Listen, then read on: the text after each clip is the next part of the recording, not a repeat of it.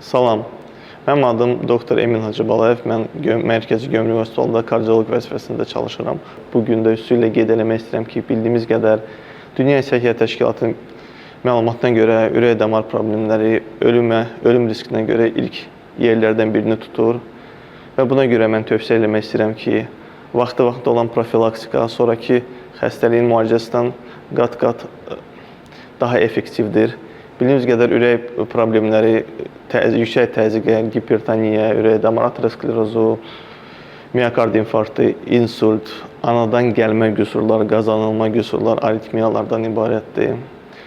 Bunların ilk əlamətlərini bilmək üçün mən tövsiyə edirəm ki, bizim Mərkəzi Gömrük Hospitalında olan müayinələrdən kardioqram, echo, Holter müayinəsi, treadmill testi, invaziv müayinələr, koronar angiografiya, perkutan stent implantasiyası və s.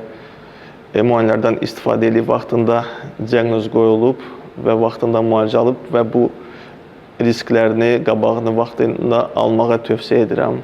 Arzu edirəm ki, həmişə sağlam qalasınız. Çox sağ olun.